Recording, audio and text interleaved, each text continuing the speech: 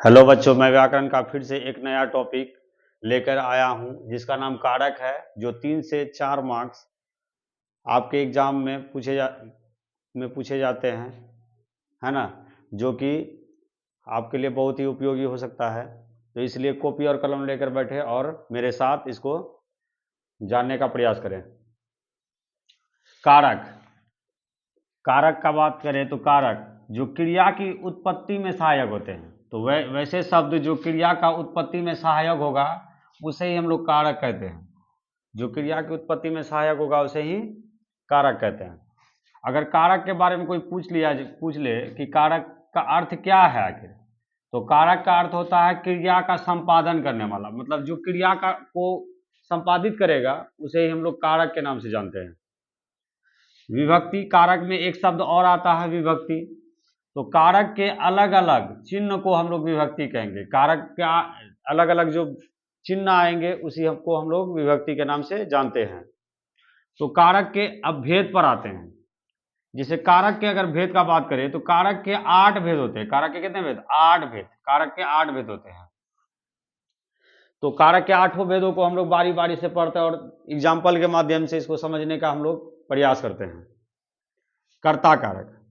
कर्ता कारक का अगर बात किया जाए तो वाक्य में काम करने वाला, अगर कोई भी वाक्य अगर काम करने वाला बात आया या पद को हम लोग ही क्या कहेंगे? कर्ता कारक।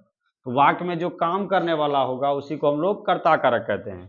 और अगर कर्ता कारक का बात किया जाए तो इसका चिन्ह ने या शून्य होता है। कर्ता कारक का चिन्ह ने या शून्य, ये हम लोग को याद रहना चाहिए, है ना। कर्ता कारक का चिन्ह ने या शून्य। जैसे मैंने खाया, तो मैंने, यहाँ ने का उच्चारण है, यहाँ ने चिन्ह क्या है? ने, इसलिए मैंने खाया, यहाँ कर्ता मैंने का बात हो रहा है, तो यहाँ पर ये कर्ता कारक है। राम ने मारा, तो यहाँ चिन्ह क्या आ गया? ने, तो ये भी ने से पहचाना चलेगा कर्ता कारक है। सीता लिखती है, तो यहाँ कार्य कौन कर रही है?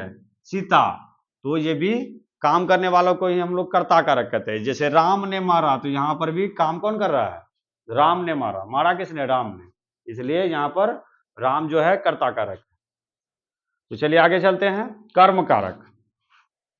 कर्म कारक का, यहाँ कर्म कारक का अगर बात किया जाए तो यहाँ कर्म का बात होगा। जैसे कि चिन्ह इसका क्या है? कर्म का चिन्ह होता है को या शून्य।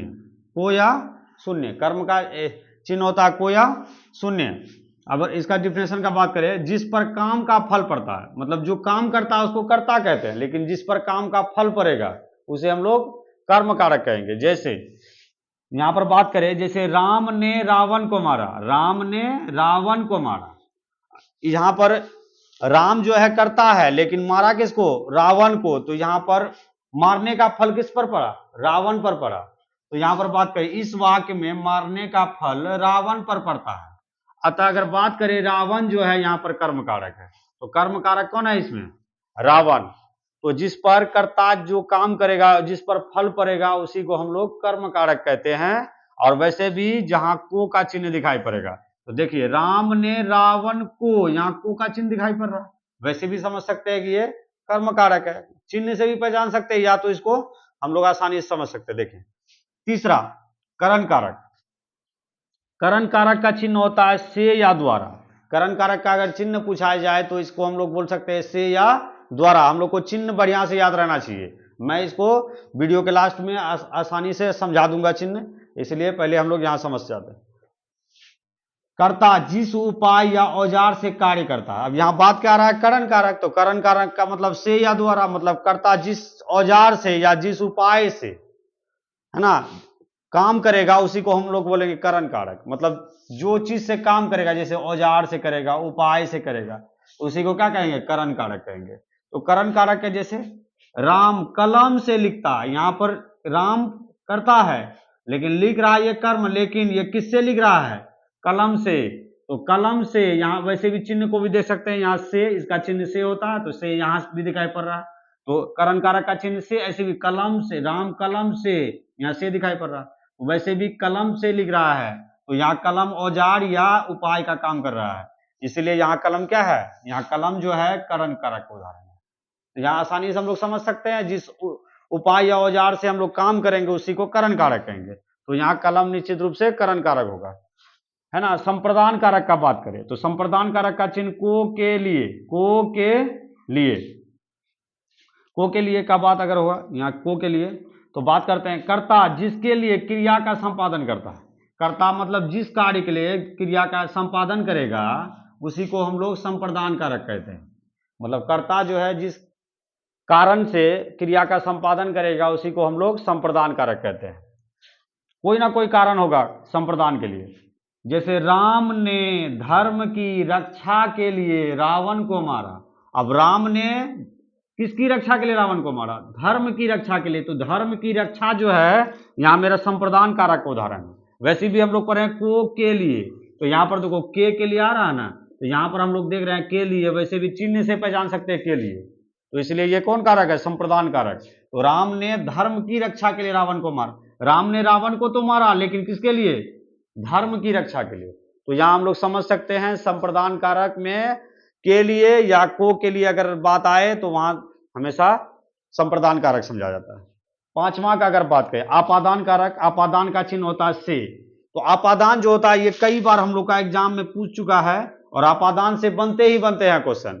तो यहाँ आपादान से क्या, इसमें एक सिंपल सा ट्रिक है, जिस कारक में बिछड़ने या अलग होने या बिछड़ाव होने का बोध हो उसी को हम लोग आपादान कारक के नाम से जानते हैं, है ना। जिससे किसी वस्तु की जुदाई का बोध हो जाए, अलगाव का बोध हो जाए, अलग होने के बोध हो, तो जहां हम लोग को अलग होने का मतलब बिछड़ने का बोध हो, समझ जाएंगे वो कौन कारक में है? आपादान कारक है। जैसे गंगा हिमालय से निकलती है, गंगा कहां से निकल रही है?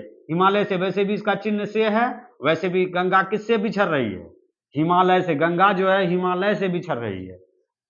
दूसरा एग्जांपल से समझते हैं, पेड़ से पत्ते गिरते हैं। यहां से भी देख सकते हैं, या पेड़ से पत्ते अलग हो गए, मतलब अब वो आने वाला नहीं है, मतलब वो पत्ते नीचे गिर गए हैं, वो जुड़ने वाला नहीं है, इसलिए ये आपादान कारक है। जैसे राम विद्यालय से घर आ गए, तो ये भी आपादान कारक का उदाहरण है। इसका बहुत सारा एग्जाम्पल हो सकता है, थोड़ा सा यहां समझना पड़ेगा। सिर्फ अलग होने का बोध आए तो हम लोग समझ जाएंगे कि वे आपादान कारक के हैं।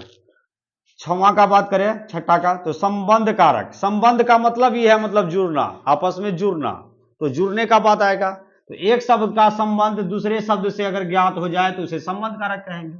मतलब एक शब्द का रिलेशन दूसरे शब्द के साथ हो उसे संबंध कारक कहेंगे। तो ध्यान देना इस पर।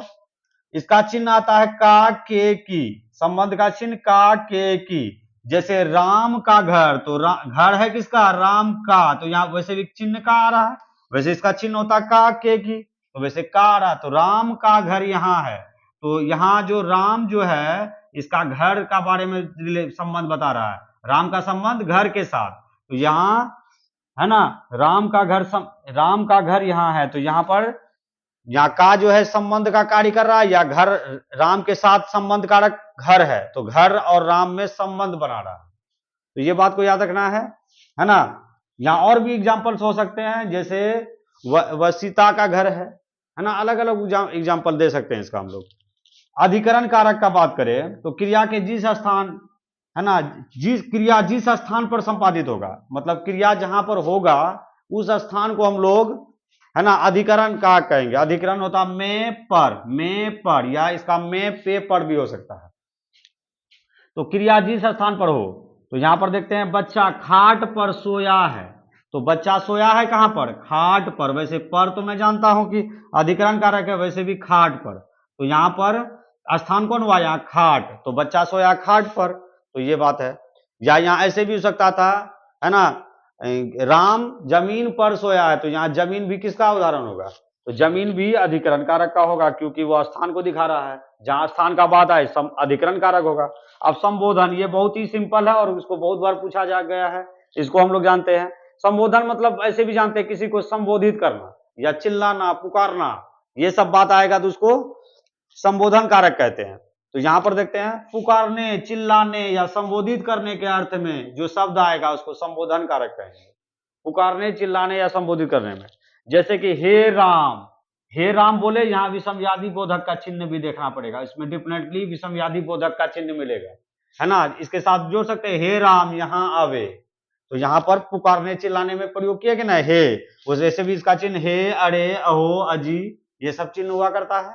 तो ये सभी चिन्ह अगर ये दिखाई पड़ा तो हम लोग सीधे समझ जाएंगे कि ये संबोधन कारक का है। अरे रंजन तुम क्यों नहीं खेलते हो, तो यहां पर अरे जो आया ये भी शब्द संबोधन कारक का ही है और रंजन को हम लोग संबोधित कर रहे हैं।